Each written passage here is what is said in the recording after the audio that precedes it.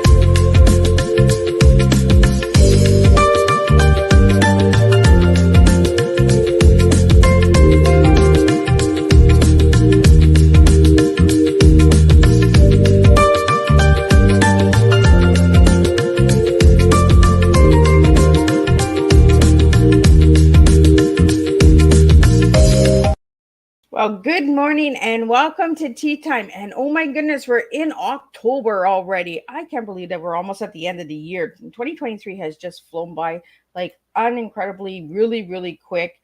It has, I blinked and we're already in October. We've got a couple months left. We got a couple tea times left, but today we're joined here by the incredible Aditi uh, Wardhan Singh, and she is the creator of Raising World Children. She's an author. She's awareness for multicultural diversity. We're going to talk about multicultural and the importance of that, and all the incredible work that she does. She's got some amazing children's books out there. So I want you to go and check out her platform. You'll see her website up during the show, and in the audio you'll see it all in the description, so be sure to check that out. Sign up. She's got some really incredible things on that website. I mean, if you're looking for something different, you're going to find different on her website. So again, I want to thank everybody for tuning in to Miss Liz. If you're just joining into Miss Liz and you just found me, subscribe to the YouTube channel, give it a quick like, and do all of that good stuff. So let's do the disclaimer and let's get this tea rolling. And we're going to get a good strong cup of tea this morning for multicultural. Disclaimer for Miss Liz's Tea Time live show. Miss Liz myself is going live using StreamYard. Before leaving a comment, please grant StreamYard permission to see your name at StreamYard.com.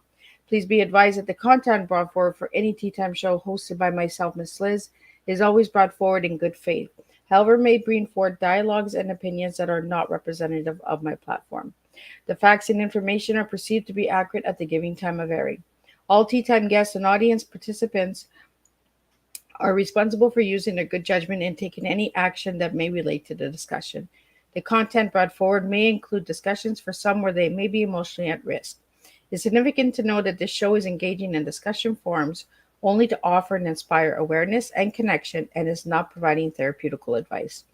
If you have any questions about the disclaimer or the panelist discussion, you may freely contact me, Miss Liz, through my email at bookingmissliz@gmail.com. Moving forward, should you choose to voluntarily participate in today's show in any aspect, I myself, Miss Liz, welcomes you. And should you decide that the show is not made for you at this time, I respect your wishes and will see you at a later show at a later date and time. Again, all tea times in 2023 are done on Thursday, 10, 3, and 7 p.m. Eastern Standard Time. If it's not a Thursday, it's a rescheduled tea time or a surprise guest that is coming on. So now a little bit about my guest. Let's get that out there, and then we're going to get her in here, and then we're going to spill a good TEA. Aditi Wardhan Singh is a multiple award-winning, best-selling author of 9 diverse books, like the picture book, voted Teacher Pick by Amazon, How Our Skin Sparkles, and the award-winning book for being a global citizen, Raising a Global Mindset. Her books aim to give multicultural mindsets a strong sense of identity while building cultural awareness. About her work, she's been featured on a number of global publications and broadcasts. She is one of the leading voices on cultural sensitivity and self-empowerment. In 2017, she founded RaisingWorldChildren's.com, a global online and in-print publication for multicultural families. An Indian American raised in Kuwait, Aditi now raises her children who are American of Indian heritage. And you can find all of her on Facebook, Instagram, and her website. So let me get her in here and let's spill some cup of tea with you this morning. Welcome, Aditi. Hi, thank you for having me, Liz. It is a pleasure to have you. And we were just talking about dry mouths and losing our voices and all of that. In the morning, I lose my voice all the time, guys. So if you see me sipping on my tea, it's just because it's morning time. We got to slowly wake up.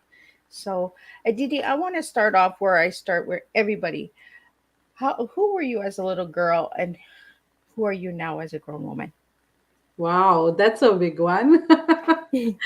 As a little girl, I think I was a dreamer. I dreamt of I used to imagine myself in movies, that I was a movie star, and I was not a movie star, but like a character in a movie, and I would pretend that there was this boy and it was me, or I was adventurer, or I was a pirate, or things like that. I had a very lively imagination.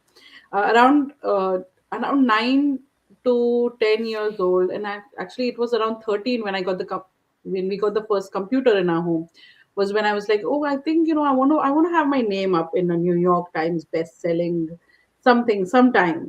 That's what I had dreamt of. Now, as a woman, I am still discovering myself every day. Uh, I am evolving as a human.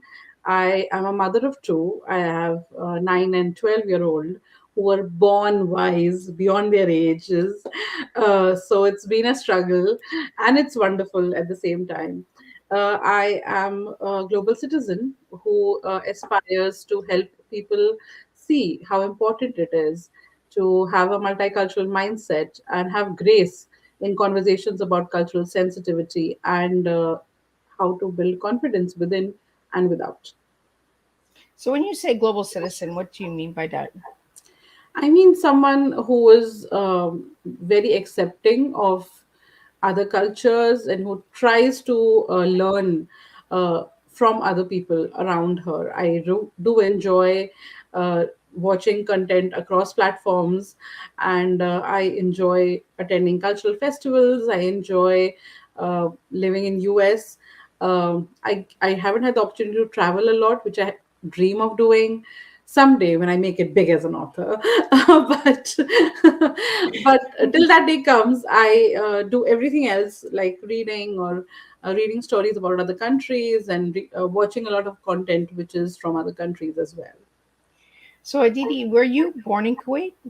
Yes, I was born and raised in Kuwait. Yes. So what change have you seen coming to America from Kuwait? Not much. Kuwait and America have pretty similar um the vibe is very similar, because you have malls, you have food stores, you have McDonald's, and you have Burger King, and all that stuff is the same as in Kuwait. The change, I think, primarily is in the people, because in Kuwait there's a kind of invisible divide between the Arab community and uh, the other expats that live around. But that's not the same in US. In US, it's more, we are all intermingling. My kids go to school where, many other culture kids go to. We're not limited to just living within the Indian community per se. So that's, I think, one of the just major changes. Um, Differences, I think it's more about the kind of conversations we get access to, versus there it was more of pretty much like living in India, but with living with facilities that were more like those in US. So what's the difference between India and Kuwait? I couldn't tell you. Because when I do my research, I was like, okay, I'm confused. Am I going to India or am I going to Kuwait? Yes. So India is, so Kuwait is one of the Gulf countries. So it's basically Muslim. So Kuwait, Dubai, Saudi Arabia, Qatar, Oman, these, and I think a couple of others, they make the Gulf countries. And then India is like 4 hours by flight. Uh, so of course it's Asia. And culturally, of course, India is much more diverse. You have Hindus, Muslims, Sikhs, and many other religions, and many other languages. India has like around 250 languages spoken within it. There are a lot of differences. Kuwait is like a pinpoint on the world map, if you go to see it. Okay. And India, of course, even though it's much smaller in US, but the diversity within India itself is very big. So even just for an example, in like, even though I was in Kuwait, I was living in kind of like an Indian community, like not mostly surrounded by Indians, let's say that. So I had, like, my neighbor was Christian, was Goan Christian. Like, Goa is is a state in India.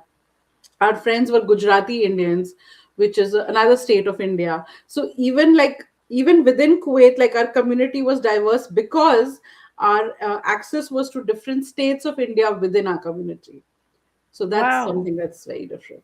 Yeah. That's amazing. Yeah. And that's what I like about tea time is I like to know about the different countries, right? So have you Yeah. ever gone back home? To India? Yeah. Yes. So in 19, look, we used to go to India. So in Kuwait, since it's so hot, when we were kids, they used to have 3 months of holidays during June, July, August. So every 3 months we would travel to India and visit our relatives, which were all over India. I have not been blessed with having family in one place in India, which is always a pain, because when we go back for even a month now, we have to visit like four places, like four different cities in four different corners of India. But back then also it was the same thing. And then luggage was not a problem. Air travel was much better when I was a kid.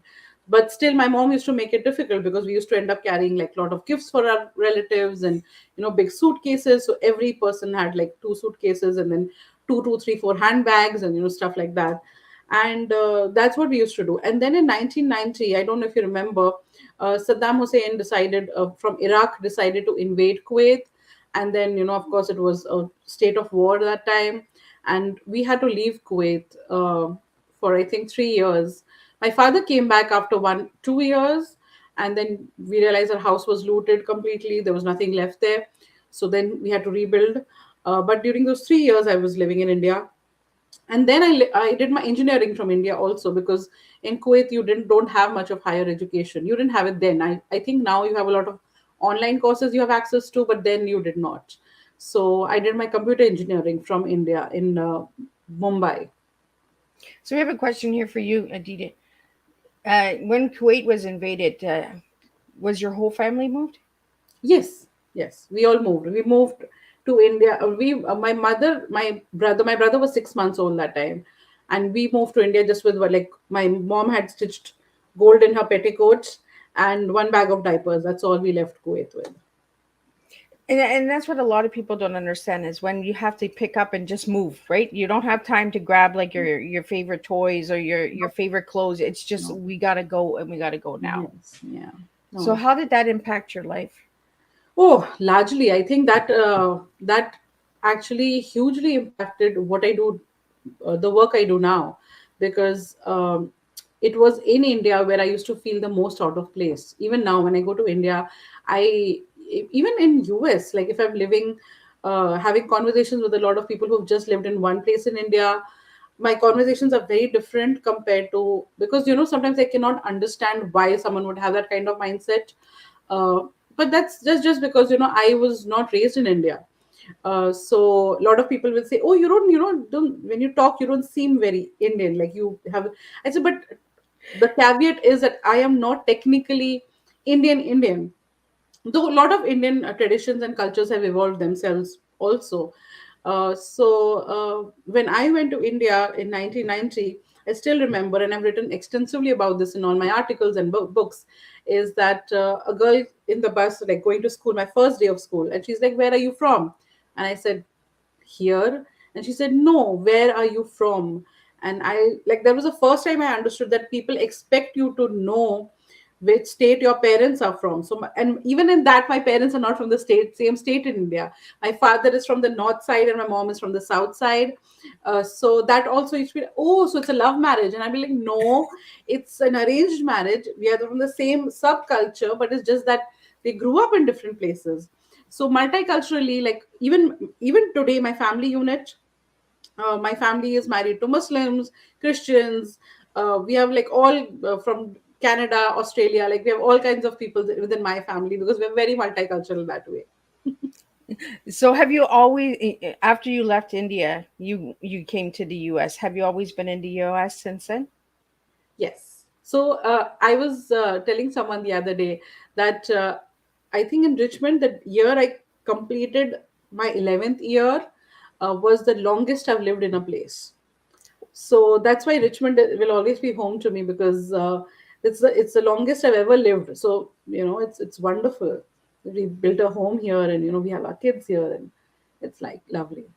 Well, I think it's nice that you moved around so you have that conversation with the Yeah. different countries and the different places, right? Yeah. And I think somebody who has stayed in one place and hasn't moved ever, the conversation is different, like you said.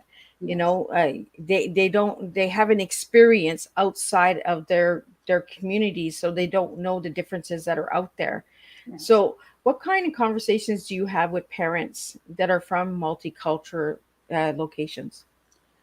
That's an interesting question because I was talking about this to my husband last week.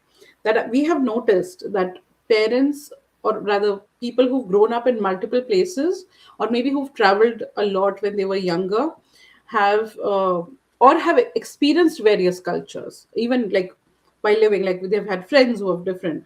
They have, like, they'll talk about movies, they'll talk about what books they've read, they'll talk about places they've traveled, they'll talk about experiences, like this happened in my day to day, and they introspect a lot more compared to and I don't want to stereotype, but that's just my personal experience, is that I've seen a lot of people who maybe lived all their life in India in one place, and then they've come to US, and we find it very hard to gel with them because they kind of want to live in the same Oh, okay. language, You or they understand what want you to mean. be in the culturally similar place. And mostly the conversations are about, okay, what festival they're celebrating, or I don't know, just pulling each other's legs. That's the main conversation they are more accustomed to. Or I don't know. It just never works for us because somehow it's very one dimensional, the conversations they have. Like even if you make a joke in English, sometimes it doesn't register because they're not used to it, and that's their conditioning. That's fine, but it's just like what I have experienced in my Yeah. life. Well, myself as well, Aditi, I've moved a lot of Yeah. places and that. And I find that somebody who has lived in the same area or the same place, and you talk to them and you try and crack a joke or something, they're so closed, Yeah. right? They're like, nope, this is the way. Do do do do. It's like a Yeah. dotted line, right? Yeah. You cannot get like a like a roller coaster. You can't go here, you can go there, because then Yeah. they're like, no, no, no, no, that's not the way it's done, right? Yeah. So I think by moving around and getting involved in the different communities, different countries, you're also building an open conversation for awareness Yes. through different areas. Yeah. Because if you've gone to a different country, you can say, well, you know what, when I was there, this is what I seen, this is what I got. But if Yeah. you stay in one country, you can only talk about that country. You can't, Yeah. you can talk about the other countries because you learn them in school and stuff Yeah. like that, but it's not the same as when you're moving around and checking them out. Yeah. Yeah. So, Aditi, I want to talk to you about multicultural.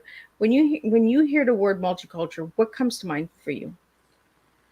Like I said, it's more about it's not even about traveling as much as it's about just being open to watching maybe content that is not from your language.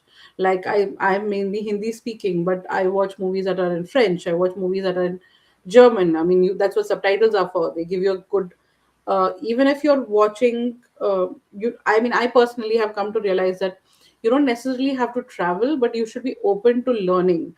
So when you're watching, suppose, a German movie, I've seen there is a lot of similarities even in German behavior, like how a parent talks to a child. uh, because often, like when we were growing up, or when I was going to move to US, a lot of people have this idea in their head that, oh, American values are very different from Indian values. And I correct them now and I tell them that, that's not true. I grew up watching shows where, there was very strong connection about how the parents are dealing with the kids and so I knew that, it wasn't like from a movie, from just a Avenger movie. It was from watching niche down shows and niche down things, because Kuwait used to have access to American shows. We didn't have access to Indian television, so Oh, we never watched Indian. Yeah, we in Kuwait, we had only one channel to watch, and that used to show American shows, and that also very sanitized. So they used to edit out any kissing, they used to edit out any. So it was great to watch because it was everything was age appropriate. There was nothing that was not age appropriate, which was great. But yes, when I talk about multicultural living, I'm sorry, my chair is acting funny. Is that it's more about wanting to learn. So people who attending local festivals from different cultures and enjoying different experiences, enjoying different foods, not just your food, enjoying Indian food, American food, German food. My husband and I are big foodies, and we consciously go into, oh, like, what cuisine are we going to try out this month, kind of thing. So it's more about wanting to expose yourself and your family to worlds that are different than your own. That could be via travel, that could be via books, by television, by movies, or whatever way you choose. But it has to be a conscious decision, and someone who's doing that, I think, is multicultural in their own way. A lot of people have this misconception that, oh, if you're living in a all a place where we have only our culture, then we are not multicultural. But guess what, you are going in a community, you are going to school where there are other cultures, so that means you are multicultural just by association. If you are, if you're choosing to go to a school where there are mostly Indians, then you're not.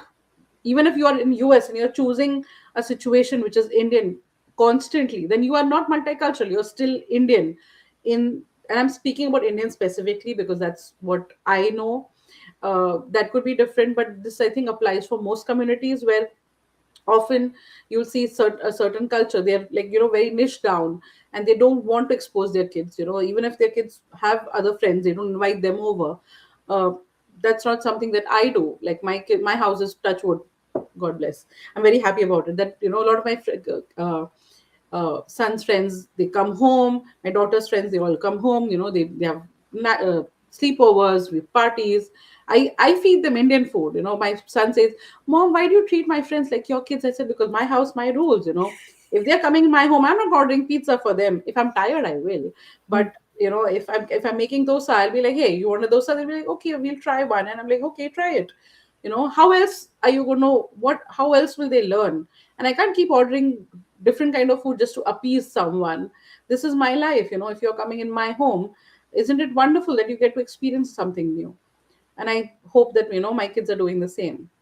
I like that. I like that way because it's your house, your rules, but you're also bringing in traditions to these children that might not ever have a chance to know this. Yeah. It's opening up the foods and traditions and festivals and conversation. Yes. And you never know, in the future they might be married to somebody who, and they'll be like, no, I already ate that, and that's not my thing. And so, what is your favorite food from India?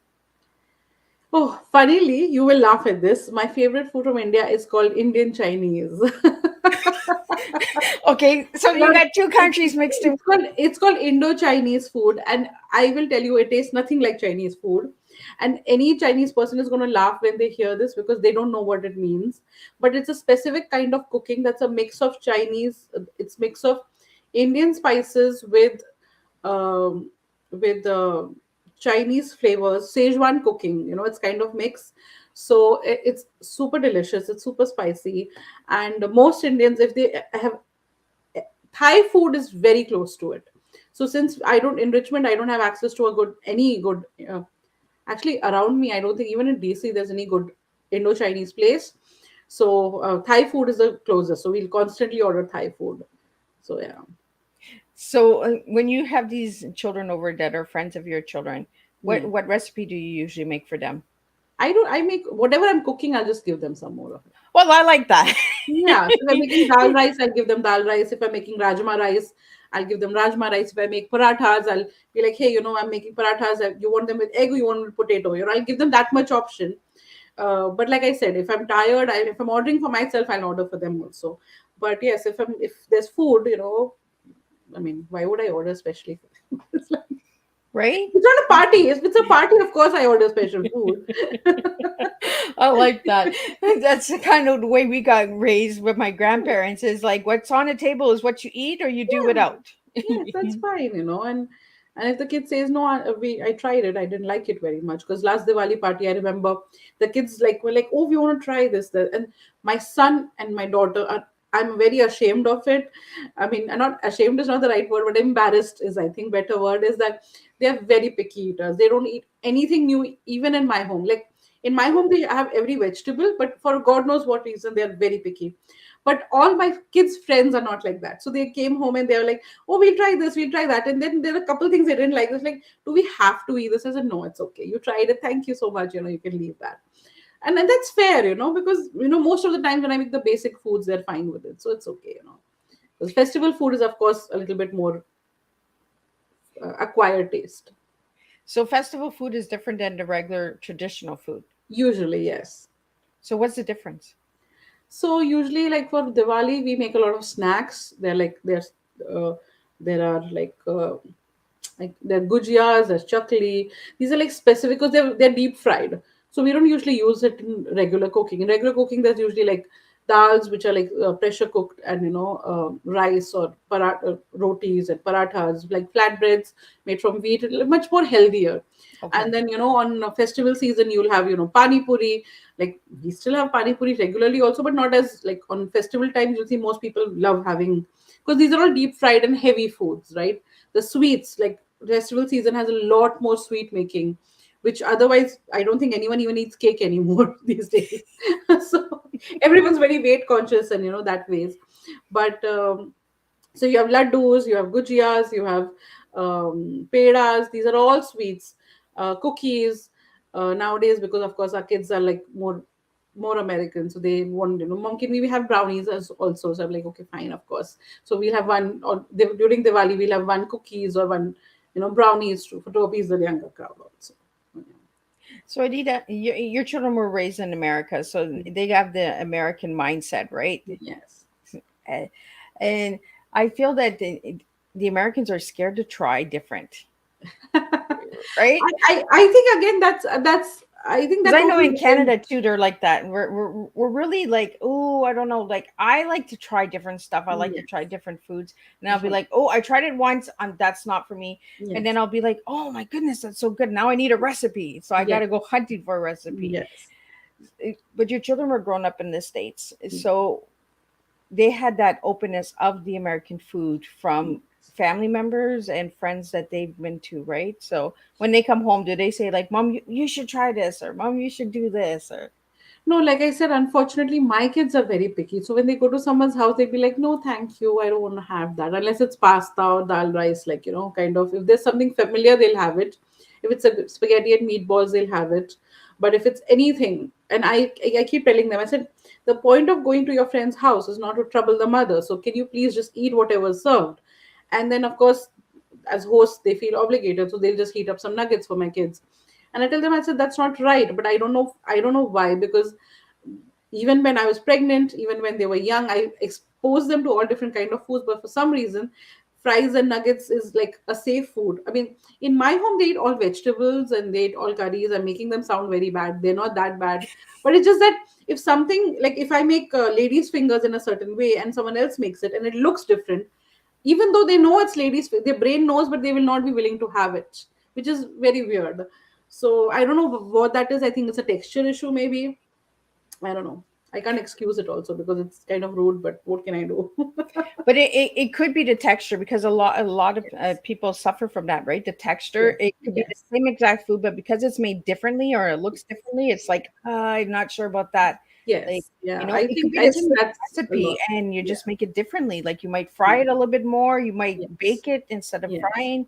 yes. but it's the same recipe. You're just cooking it in different ways. Yeah. I know as a little girl, I was that way. I was really picky. If I seen chicken that was boiled over shake and bake chicken, I was like, I'd do the shake and bake over the Yes. boiled chicken. Yes.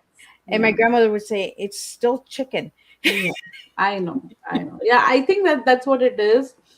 Because it's very odd because there are two, three of my friends' house where they go, they'll eat food. But other than that, most houses, if they go, they'll be like, no, they offered us, but we said no. I'm like, no, that, and I'm working with it, working on them constantly, saying, hey, you should try it. But then over time I've also realized, I said our whole family is foodies. Me, my husband, my husband's parents, my parents. I said, where are they going to go? Eventually they're going to turn foodies also, so I'm not very worried about it. So, Didi, I want to ask you, if I give you the letter TEA, what three words would you give me that start with those letters? Sorry, can you repeat that? If I give you TEA, what Yeah. three words would you give me that start with those three letters? Oh, wow.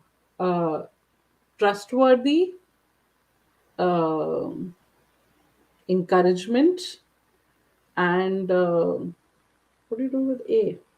Trustworthy, with A, admirable. Okay, now you want to tell me why you gave me those three words?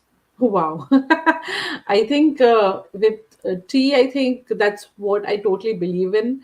I always say, in Hindi it's called be everything, but don't sab kuch banna, but ehsan faramosh mat banna. Meaning, do everything in life, but don't ever break someone's trust or be ungrateful. And I think I try to live my life, saying that I think that's paramount, whether it's services I provide to other writers or it's uh, for in my books. I try to make sure that I'm true to what I'm doing, and I want people to be able to trust me as my work as a brand and me as a person. Uh, I think same with encouragement is I look for encouragement and I aspire to give encouragement. A fun story is that when I was in college, this was the first time I did it. We were traveling in train and we were standing at the entrance. So in India that time, now they have, but that time they didn't have doors at the entrance of each compartment. And I was standing there, and this lady was standing, and I cannot forget. I don't remember her face, but I remember she was dressed in this white sari with a brown border, and she looked impeccable with her hair tied in a bun. And there was like, she wasn't very over, but she was very presentable. And she was coming from work. It was like 5:36 in the evening, and I couldn't stop myself, and I said, you know I said, I hope you don't think this is weird, but you look so beautiful, and I hope I grow up and I be like you. And she looked at me and she smiled and she said, you don't know how much I needed to hear that today. And she said it in English, and I like, you don't know I'm so thankful that you said that to me. And never stop doing that. And I feel like, all through our journey, you, me, we were just discussing your struggles before the call also, is that we all are going through stuff, and we all need constant encouragement. And I hope and pray that, we all can find it. And if I can help anyone else feel that through my books or through my words or through my compliments, why not? When I was a kid, I remember reading this in moral science class. We used to have moral science class. So we used to say, give three compliments every day to someone. So I can't do three compliments every day because I don't meet that many people. But I try to do like one whenever I meet someone. I Yeah. think it's really important, right, for encouragement. And it's okay to go up and say to somebody, "I like your shoes," or "Your hair is gorgeous." Yes. You know, Yes. we're not being, straightforward. We really like it, and someday we want to have it like that, or we hope that we can have it that way. Yes. Yeah. So for your A word, what word did you give me again? I said admirable. So why that word? I think maybe because I watch a lot of celebrity interviews, like not reality shows, but interviews, uh, and I hope to live such a life also. Is where I like to learn from people who I know I don't have, I'm not a fan of anyone ever. I've never been, but I admire qualities about a person. So maybe how a celebrity talks, or how they've handled their career, or how they deal with their art. So I admire qualities about people, and I hope again the same thing is that I think that's something that I want to carry forward in my life, is where I live a life where which is admirable, which someone looks up and says, hey, you know what, she did the best she could. And that's, and especially my own kids, I hope that's something that they look up and say, no matter how much they hate me on any given day for being a mom, but they admire me as a woman. And I hope that's true. Well, they always say when our kids hate us, we're doing something right. Yes, It yes, means that you're being a good parent. So if your kids are not hating on you, it's because you're trying to be too much of a friend to them. yes, And we have to break up that difference, right? We have to show that parents and children, it yes, doesn't mean that we don't want to hang with our kids or yes, that we don't want to be with our children, but yes, we have to break that, you know, that connection and show them the difference so that they understand, not that they're going out and high-fiving everybody. Hey, you're my mom. Hey, you're this. And you know yeah, what I mean? We have to understand why titles were given to us as yes, parents, as moms, dads, grandparents. We need to be able to understand the differences, yes, and instead of division, right? yes, Like, oh, well, that's my mom from 5 years ago, and that's my mm, dad from 10.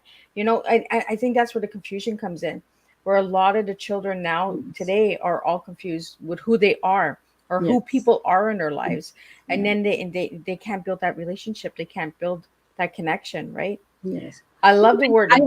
I'm sorry. No, Continue. no, go ahead.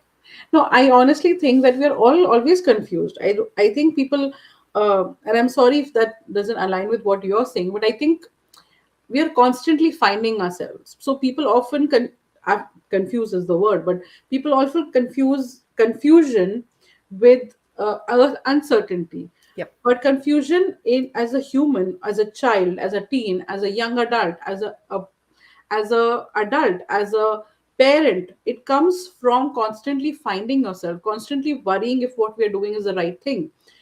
I think, like you said, when you're hating yourself, I had read this beautiful quote where someone had said, if you're not worried about what you're doing, then you're probably not making the right decision. Because Right. the correct decisions are not easy to make. They're difficult. It takes a long while to get to them. So a lot of people are like, oh, kids are like this and kids are like that, and we are struggling. Yep. I said, but that is all good, because how can you um, find your way if you're not if you're completely sure? Completely sure people scare me, because Yep. I Me I too. teach, yeah, I teach creative writing to kids, and sometimes kids are like so sure of themselves and they're completely doing everything wrong, but they're so sure of themselves. And it's the kids who are not sure and who are like trying, and they're more open to learning. Yep. Though of course a lot of issues these days are thanks to social media. Don't even get me started there.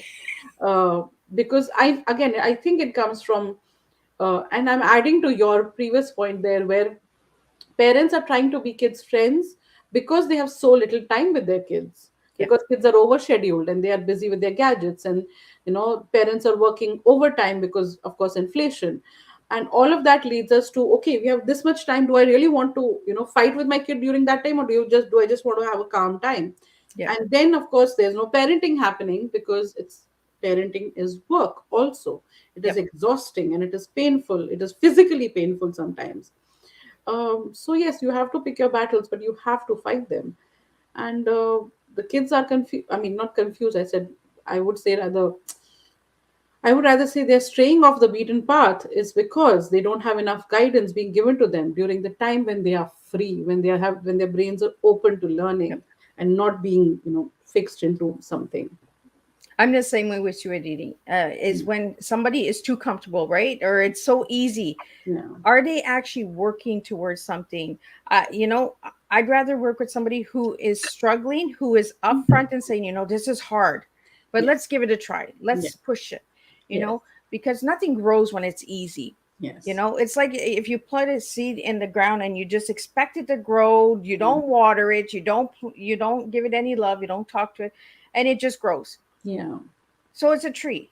Yeah. But then you plant a seed and you go and you water it and you bring your community to it and you Yeah. have events around it. That tree is going to flourish more. Yeah. Pay attention to how things are growing and how people are learning. Yeah. And I think that's where raising world children gave you that openness. So to Yes. say to people, you know what, let's raise all the children, but let's raise them in a way that they understand that the challenges and traditions and stuff like that are different, and they might be challenging, they might be hard. Like when you go and try new food at someone's house, don't be so picky and say, well, no, I only eat, you Yes. know try it. Yeah. And as long as you try, that's all that matters, Yeah. you know. Have that openness, and that's why I love having diversity conversations, and I like to have multiple cultures on tea time, is because we have to open those conversations up. Yes. We have to be able to open up to different communities and different countries and say, well, how is it for you in your country? And you Yeah. might just be surprised that they eat Chinese too. Like, you know, we eat Chinese in Canada, we eat Chinese in Kuwait, we eat Yes. Chinese in India. You know what Yes. I mean? uh, Stop dividing stuff, start understanding stuff. So Mhm. I really want to thank you for that. I want to get into raising world children. Where did you get the title from, You know, and how did sorry. that come about? Oh, so that's a bit of a journey there. So I started my journey blogging and back in 2007, and sorry, not seven, eight. And then from blogging, I slowly went into freelance writing, and then I was writing for all these platforms. And I said, hey, wait a second, but why is there not a collaborative platform? Because people were doing their own thing, sharing their blogs, but there was no one platform which was talking about how difficult it was dealing raising kids on multiple borders or multiple religions or multiple cultures, because it is a struggle. It's not easy, and there are and everyone's looking for resources. And I'm the first person to say that I want to learn. There is always so much advice I can give, but there is always so much I want to learn from you as well. So when we started so I started raising world children in 2009, sorry, 17. With We started with sorry, 35 writers. We were publishing 3 articles a week, and we were talking about travel, we were talking about multicultural parenting, we were talking about language learning, we were talking about traditions and how they've evolved, we were talking about Muslim culture, Christians, Catholics, intercultural faith, why we were talking about gender biases and all those kind of things. And I have to tell you, editing all those articles and the anthologies that we ended up writing based on the articles was one of the most enriching experiences of my life, because I read and reread, and it is so wonderful to imbibe those stories and learn from them. So, and then of course in 2019 we pivoted to publishing, and I wanted to raise more diverse voices. So then I ended up in 2021. I started coaching other writers who were also writing and creating multicultural brands of their own. So when did you start writing children's books? 2019, I released my first children's book. Sorry, my first book, Strong Roots Have No Fear. I published it in. This is an old cover. I couldn't find the new one. It's gone. But this was January 2019. It won 2 awards that year, and in December 2019. I'm sorry. In 2020 March, I released How Our Skin Sparkles, which is this one.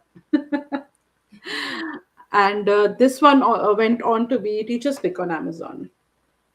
So how many books have you written in total? Total 10. 10? Yes, so far. Yes. And I what? published one between when I sent you that bio. Oh, so she was And busy even in between. And like I said, these some of these tea times are booked months ago. So yes, there's a lot of things that happen by the time we have our tea times. You know, yes, like in the yes, information that you send, like you said, like you got a new book out there. yes. So, out of all of the books, which one was the hardest to write? Wow. Ooh. I think the one is hardest to write is the one I'm working on right now. Is the one about the Gulf War.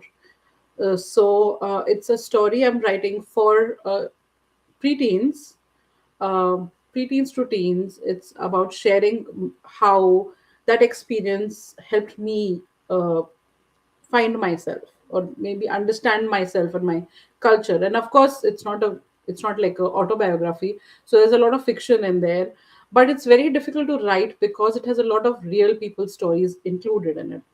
Not Okay. that they know about it, but that walking the fine line of writing something which is from memory, finding the history of it. Like, I have to do a lot of research and make sure I'm being authentic and correct, because a child's mind, I was 10 when that happened, so a child's mind is very different. So, and creating conversations between my parents, because my parents never spoke about anything in front of me. It was all behind closed doors because, of course, they don't want to expose us to all the worry. So imagining what they might have said and what kind of worries they would have and what kind of conversations and situations they were put through.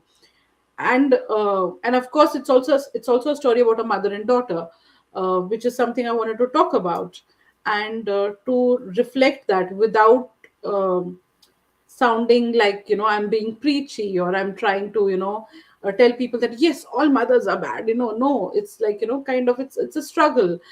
It's often a person is still finding themselves, like we were just discussing, a person is finding themselves. So it's a very and it's my first full length book. Like, usually I've written non-fiction, so each chapter can be dealt on its own, and then they cohesively form a book. But writing fiction, especially for young adults, and making it age appropriate, and making sure that it's dealing with situations that they're dealing with now, like bullying, and struggling with, dealing with their parents and things like that, that's been a very challenging. So I've just done 6 chapters, and I find every chapter is so difficult to write. uh, and I keep tweaking it. But yeah, that's it's very slow going, because it's so difficult to write, because it's very emotional also. So sometimes I go back to that emotion that I felt in that moment, and I'm like, oh, that's not nice to talk about. But so it's very tricky. Well, and I think people need to understand that the writing is hard for some people, and certain kind of books do take a little longer. Yes. And research needs to be done, and Yes. you really want to be authentic when you're writing books, with especially information from history or the past or stuff like that. Yes. And you're going through your own struggles and your own journey, so your story is different than somebody else. So somebody that had gone through it too in your country might have said, well, that's not how it was. Well, for you, that's how it was. I Yes. always tell everybody, when someone's writing a story, don't go back and say, well, that's not, Mm. that's how that person felt, that's how that person experienced it. Yes. Each experience is different, each trauma is different, because that had to have been trauma as well. Yes. They Yes. up, picking. And we need to open up and understand what trauma is. Like, Yes. don't be so scared to speak of it. We Yes. all go through it, every single one of us. It doesn't matter what country you come from, Yes. there's trauma around us all the time. But you mentioned something as you were sharing, Adita, and that I really want to bring up, is the openness of conversation between parents. Growing up, a lot of our parents kept a lot of the adult stuff away from us. Where Yes. today, in today's world, I find that the children are being told too much, and they're Yes. being given too much information, and then it kind of mixes them up, and they kind of pick sides, and they battle. And Yeah. so do you find that do you feel that way as well, that the children in today's world is being given too much information? I think in life we have to have a balance, and I think we come from a generation. So I have to give a little backstory of this. Is my mom was always very open with me. There was no topic off limits. She discussed everything with me, her own personal struggles, family issues, whatever, and stuff like that. And growing up, I realized that while I appreciated the openness, and she, of course, was always happy to discuss my things also. She was my best friend growing up. She is my best friend. But I also, as a parent, realized that I don't think it was right on of her to put all that burden on me, the family issues and things like that. So if when it so it's totally depend on the topic of what we're talking about. I think if it's a child saying that, hey, like for my book, my we all are sitting and saying my skin colors are different, why is that? I think that's a conversation a parent needs to have at a certain age, especially when it's brought up by a child. You can't just like say, oh, we're not going to talk about it. But does your child need to know why you're fighting with your husband? No. You know what I mean? Does your child need to know if they're struggling with height? They're being bullied at school. Do they need to know how to stand up for themselves? Yes. Do they need to know about current effects? I mean, unfortunately, if there's a school shooting, do they need to know about how many kids died? No. But do they need to be aware of how to take care of themselves? Yes. Unfortunately, it's a very hard conversation, but you should be having with your child, uh, just so that they are aware. Uh, for example, I mean, that was very morbid, but just like getting lost at a fair, Yeah. you need to tell your kid, if you get lost, you need to stand where you're left. Don't start roaming around finding me. Those kind of things. Yeah. Prepping them for getting lost when you go to a theme park, right?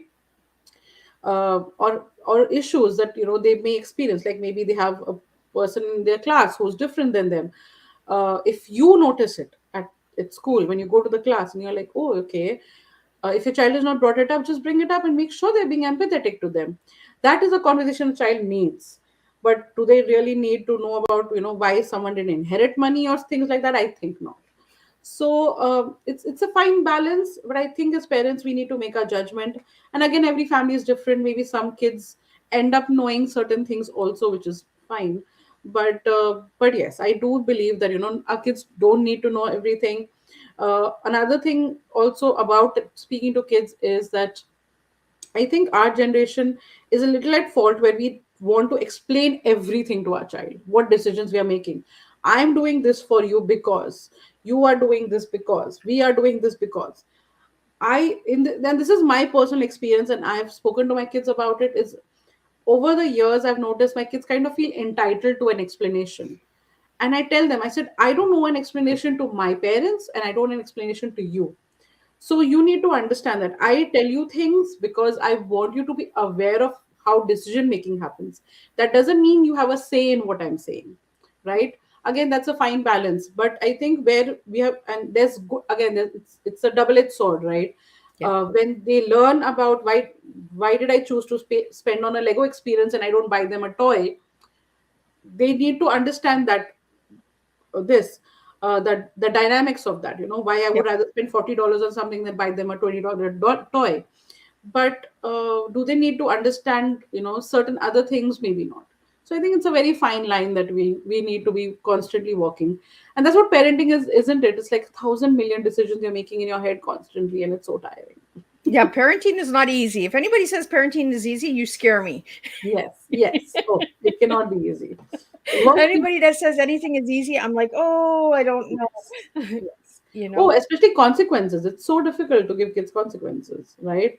Like you are, because following them through is painful. You tell your kid you are not allowed to watch TV for a week. Every day, morning, noon, and night, they're going to ask you, "Can I watch a little TV? Can little TV?" They'll be constantly, and you have to like, "No, this is the consequence of this. This is the You have to constantly talk about it. It's tiring. Yeah. Well, and I find like sometimes the consequences, they also consequence us, right? So we're Yes, like, no TV for a week. That yes, means no TV for a week for us. yes, yes. Oh Because God, yes, it's not good for us to say no TV for you and then TV for yes, us, right? Because then you're giving them a mixed message and you're yes, saying, oh no. And then they start to feel that. And I'm glad that you brought up the entitlement, because entitlement is something that we're really struggling with in today's world. yes, We really got to start understanding and being grateful and appreciative of what we have, instead of yes, feeling that it's yours. It's you right away, it's yes, yours. you yes, know we're almost at the hour. I told you it just flies by, right? yes, Time over yes. here. So I want to get into a few more questions on that I've asked you, Adita. I asked you what your favorite color was, and you said teal. So Mhm. why teal? I don't know. My colors change. These days it's teal. I think it's because it's associated with my brand, because most of my books are in that family of teals. Like it's close to. I think all the books have some sort of like they're closer to teal than they are other things. And I don't know. It just these days I like teal. There's no reason for it. And I asked you one word to describe yourself, and you gave me easy, creative, No, multi-creative, I think. multi-creative. Yes. So Yes. why that word? Okay, so for that, I think someone would need to understand what I do in a given day. So I will take Wednesday as an example because it kind of helps. So I get up in the morning. Of course, I prep my kids' lunch and I go do stuff. I finish my things, and then I go to my daughter's school to teach Bollywood dance to the morning club. After that, because I love dancing, I'm a trained classical dancer. I've learned two dance forms. So I love dancing, but it's very difficult to find outlets for it. So so I'll choreograph cultural events and all that. So that's one aspect of me. And then during the day, I'll edit other people's books, or I'll be coaching other people, and I'll be and then in the afternoon, I teach creative writing to kids. So, and then in the evening, of course, I do my own thing when I'm cooking and things like that. And I always be creative in my cooking because I cannot eat the same dish 2 days in a row myself. So, so yes, I am multi creative. And when I want to relax, I draw and I paint and I do art stuff. I'm not good at it. I am not good at it at all, but I love doing it. So that's why multi creative. So I have a question here. What is Bollywood dance? Oh, Bollywood dancing is nothing. It's there is nothing called Bollywood dancing. Bollywood dancing is just a mix of hip hop and Indian cultural Oh, moves. So it's actually a lot of Bollywood actors and actresses. They don't like the term Bollywood because it comes from Hollywood. oh, It's more of Indian cinema. So I would like to call it Indian dancing, but Bollywood is more a more colloquial term that the world understands. Is where any dancing on songs from Indian cinema is called Bollywood dancing per se, unless it's traditional. So oh. any if you mix bhangra steps into with hip hop, it becomes Bollywood kind of thing. So there are like certain moves. So is it kind of like belly dancing? No, no, no, nothing like that. No? No, not at all. It's a mix of various kinds of dance form. It's like a in Hindi it's called khichdi, like when you mix a lot of leftovers and you make a dish. So it's kind of like that. So it's a mix of various. So it'll have a little classical, it'll have a little folk, it'll have a little hip hop, a little disco, and then that's just it's just fun. So basically, dancing on any Indian song is called Bollywood dancing. Oh, well, that's interesting. I'm learning so much from today's tea time, Yes. and I like the way that you said it's a little bit hip hop. It's a little this. It's almost like you were making a sauce or something. You're putting some Yes. spice, putting some sugar, putting some Yes. flour. You Yes. know, and that's what it is. We need to understand, and we need to grow with different traditions and different Yes. things. Like we're learning as we grow, right? And I Yes. love having guests that teach me stuff because I'm just like, Mm. oh, that's interesting. I've never Mm. I've heard of Bollywood dancing. I just Mhm. never knew what it was. And I Mm. and I was that person that thought, oh, it came from Hollywood because it Yeah. had the wood on it. Yes. Yeah. Uh, so what message would you like to give out to everybody that is not multicultural? Well, I would say find a way to be because that's the future. I mean, they say the world is expanding and contracting at the same time. Like, with the internet, everyone's right next to you, but we are all getting further and further away emotionally. So I think being multicultural, just watching various content or reading books that are diverse, that have messages of diversity and inclusion and that empower your child, they're a great way to just and yourself are a great way to expand your horizons without leaving the home, because it's not easy to do. I mean, a lot of people these days are kind of like, oh, traveling is great, but guess what, traveling costs a lot of money. Buying a $10 book is cheap. You can buy a book, or don't even buy a book, just ask your library to host my books. Just Google my book, and you have an ISBN number. You can ask your library that this is a book, and this is why I want it, and this is the reason I would love for you to host it. And libraries buy the books for you. So there are many ways that you can access. Attend your local cultural events, expose yourself to people and their different stories. And I was just talking to someone about the other day. I said, if you want to change the world, all you need to do is be more mindful yourself in your everyday. And that's all it takes. Because if we all were just mindful of ourselves and we were all just kinder ourselves, especially to ourselves, I think what would be a better place, anyways. Well, I think it's really important just to get out there and get open, right? Yes, And yes. so if anybody would like to reach out to you and work with you, how could they reach out to you? You can reach me via my Instagram at Raising World Children, or Aditi W Singh. That's ADITIWSINGH, as it says here. Uh, and of course, you can Google me and check out my testimonials and things like that. And of course, I offer 20-minute free consult to see if it would be a good fit to work together.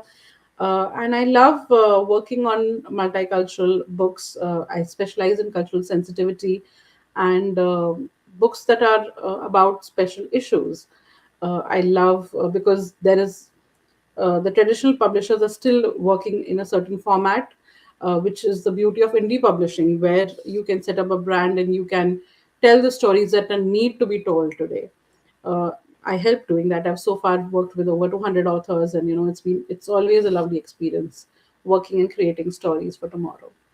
Well, I really want to thank you for joining me today on Tea Time, Aditi. I learned so much from you. And for all the listeners and viewers out there, if this tea time resonated with you and you want to show a different flow, a different kind of tea, share this tea time with a family member or a friend or with your local schools.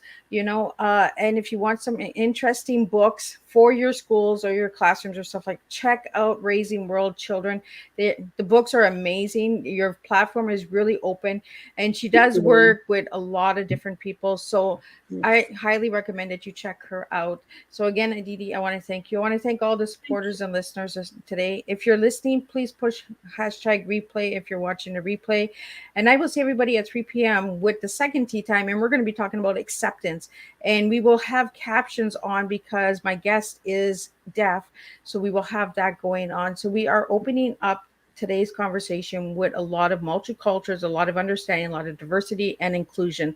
So be sure to check out all tea times this afternoon and this evening. And then tonight we're going to be bringing back returning guest, Natasha Dean. She'll be coming in and she'll be talking about children's writing. So we're talking about books and children and all that good stuff. So until then, I will see everybody at 3 p.m. Eastern Standard Time and then 7 p.m. Eastern Standard Time for this week's shows.